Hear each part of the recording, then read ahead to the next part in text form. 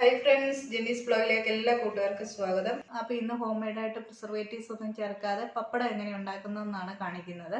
അപ്പോൾ ഞാൻ 1 കപ്പ് അളവിലാണ് ഇത് ചെയ്തെടുത്തിരിക്കുന്നത്. അപ്പോൾ പപ്പടത്തിന് കുറച്ച് വലിപ്പക്കുറവാണ്. അങ്ങനെയായതാണ് എനിക്കൊരു 32 പപ്പടം കിട്ടിയിട്ടുണ്ടായിരുന്നു.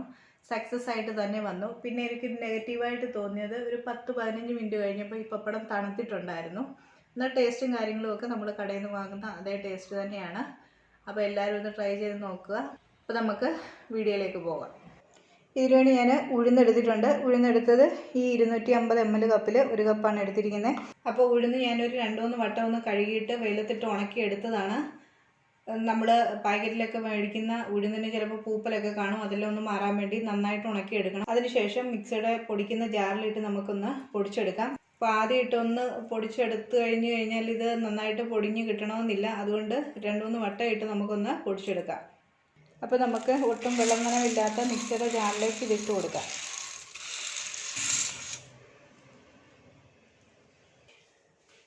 അപ്പോൾ ഇതിന് നന്നായിട്ടൊന്ന് പൊടിച്ചെടുക്കാം.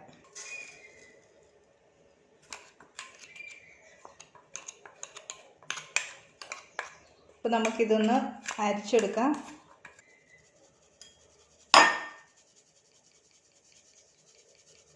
അപ്പോൾ ഇത് 2-3 വട്ടം ഇട്ടൊന്ന് പൊടിച്ചെടുത്താലേ ഇത് നന്നായിട്ടൊന്ന് പൊടിഞ്ഞ് കിട്ടുകയുള്ളൂ. അപ്പോൾ ഞാനിതെല്ലാം ഒന്ന് പൊടിച്ചെടുക്കട്ടെ. അപ്പോൾ ഉഴുന്നെല്ലാം പൊടിച്ചെടുത്തിട്ടുണ്ട്. ഇനി നമുക്ക് ആവശ്യമുള്ളത് ബേക്കിംഗ് സോഡയാണ്. 1 ടീസ്പൂൺ സോഡാപ്പൊടി ചേർക്കാം. 1 ടീസ്പൂൺ ഉപ്പ് ചേർത്ത് കൊടുക്കാം. നന്നായിട്ടൊന്ന് മിക്സ് ചെയ്ത് കൊടുക്കാം. ഇനി ഇതിലേക്ക് ചൂടുവെള്ളം ഒഴിച്ച് കുറേശ്ശെയായിട്ട് ഒഴിച്ച് ഒന്ന് നമുക്ക് കുഴച്ചെടുക്കാം. ചപ്പാത്തിക്കൊക്കെ മാവ് കുഴച്ചെടുക്കുന്നില്ലേ, അതേപോലെ കുറേശ്ശെയായിട്ട് വെള്ളം ചേർത്ത് കുഴച്ചെടുക്കാം. അപ്പോൾ ഇതിലേക്ക് നമുക്ക് 1 ടീസ്പൂണോളം നല്ലെണ്ണ ചേർത്ത് കൊടുക്കാം. വേറൊരു എണ്ണകളും ഇതിൽ ചേർക്കത്തില്ല. വെളിച്ചെണ്ണ അല്ലെങ്കിൽ സൺഫ്ലവർ ഓയിലും ഒന്നും ചേർക്കത്തില്ല. നല്ലെണ്ണയാണ് ഇതിലേക്ക് ചേർക്കുന്നത്. ഞാനിവിടെ ഒരു ടീസ്പൂണോളം എണ്ണ ഇവിടെ ചേർത്തിട്ടുണ്ട്.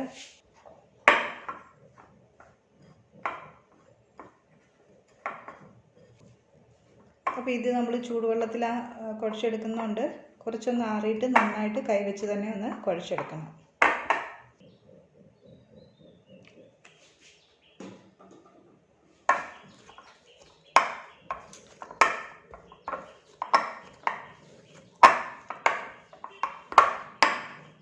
അപ്പോൾ ദാ ഇവിടെ ഇത് നന്നായിട്ട് കുഴച്ചെടുത്തിട്ടുണ്ട്.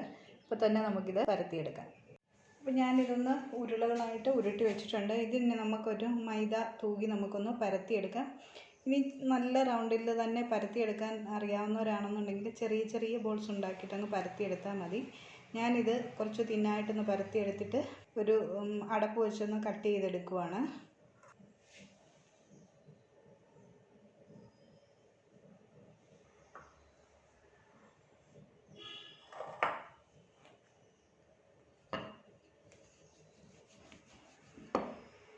നല്ല തിന്നായിട്ട് തന്നെ പരത്തിയെടുക്കാം.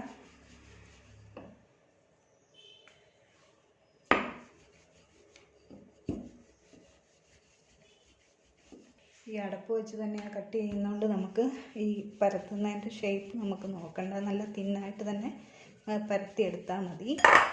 ഞാനിവിടെ ഒരു അടപ്പ് വെച്ചാണ് ഒന്ന് കട്ട് ചെയ്തെടുക്കുന്നത്.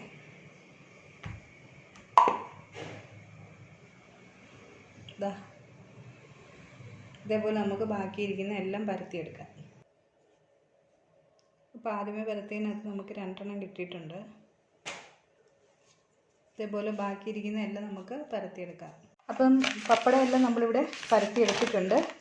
ഇതിനി നമുക്ക് ഞാനൊരു പേപ്പർ മുറത്തിലേക്ക് ഇട്ടിട്ട് കുറച്ച് മൈദാപ്പൊടി ഒന്ന് തൂകിയിട്ടുണ്ട്. കാരണം ഈ പേപ്പറിൽ ഇത് ഒട്ടിപ്പിടിക്കാതിരിക്കാൻ വേണ്ടി.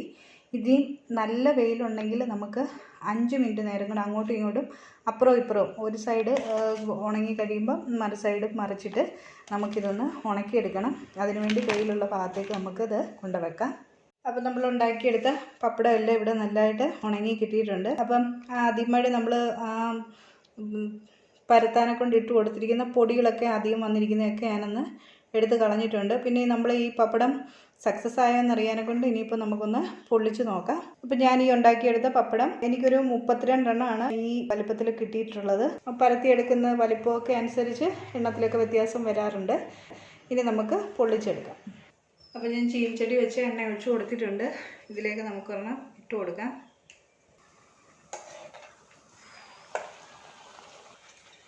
അപ്പോൾ വലിപ്പം നമ്മുടെ പപ്പടത്തിന് കുറച്ച് കുറവാണ്.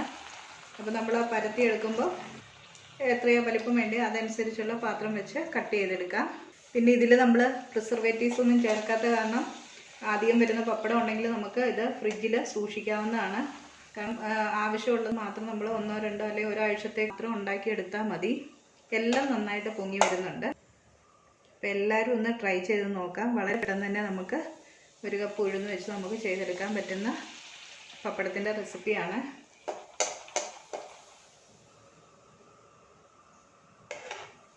അപ്പോൾ പപ്പടം എല്ലാം ഇവിടെ പൊള്ളിച്ചെടുത്തിട്ടുണ്ട്.